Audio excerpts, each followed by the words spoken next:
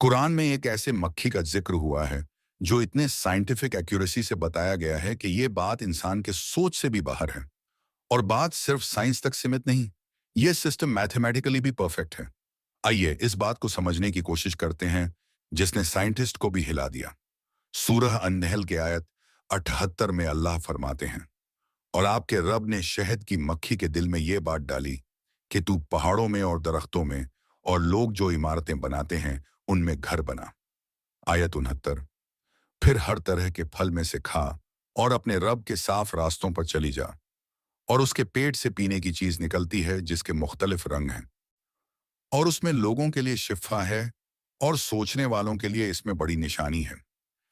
अब यहाँ पे अगर आप अरेबिक वर्ड्स का ग्रामर स्ट्रक्चर देखें तो एक अजीब सी बात सामने आती है।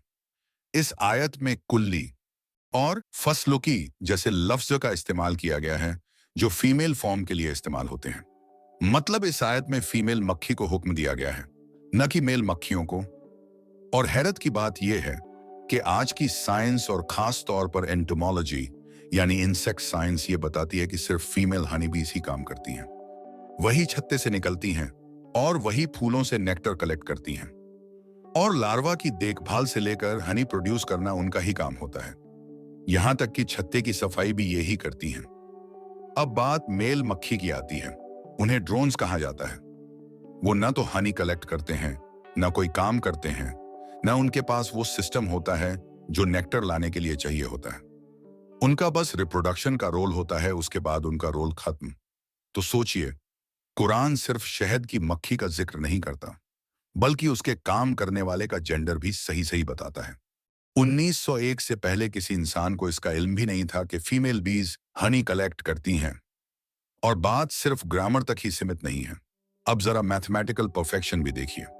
सूरह अन-नहल जो कुरान का 16वां सूरह है, और इस सूरह को 16 हिस्सों में तकसीम किया गया है। और सबसे हैरत की बात, मेल हनीबीज के पास भी 16 क्रोमोसोम्स होते हैं। फीमेल हनीबीज के पास 32 क्रोमोसोम होते हैं, और उसके भी 16 जोड़े ही होते हैं।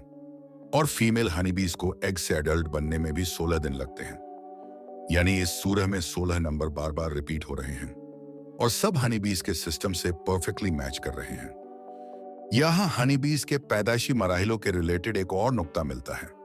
इन मक्खी के 4 पैदाइशी मराहले होते हैं। पहले मक्खी सेल में अंडा देती है, फिर 3 दिन बाद उसमें से लार्वा निकलता है, फिर वो लार्वा एक कोकून बनाता है और उसमें बंद हो जाता है, फिर अंदर ही अंदर वो पूपा बनकर हनीबीज का शेप लेता है, और फिर एक वक्त के बाद वो एडल्ट बीज बनकर बाहर निकलता है। यहां एक ऐसी बात आती है जो आपके होश उड़ा देगी। फीमेल हनीबीज के पास जो 32 क्रोमोसोम्स होते हैं, अगर 32 को इन 4 मराहिल से मल्टीप्लाई करें तो जवाब आता है 128। और सूरह अन-नहल में भी टोटल 128 आयत है।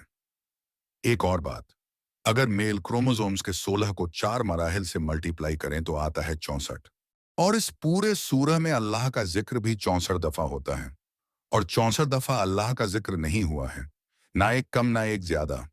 और जब 64 और 64 को जोड़ देते हैं तो मिलता है 128, जो इस सूरह में आयत के टोटल नंबर हैं। यानी दोस्तों, सब कुछ इतने परफेक्टली अलाइंड है, और मैथमेटिकली भी सब कुछ इतने एक्यूरेसी से कहा गया है। जब कुरान का हर लफ्ज इतना गहरा इल्म से भरा हुआ है, तो क्या हमें इसे सिर्फ पढ़कर बंद कर देना चाहिए, या फिर इसे सोचकर, समझकर और गौर व फिक्र के साथ पढ़ना चाहिए?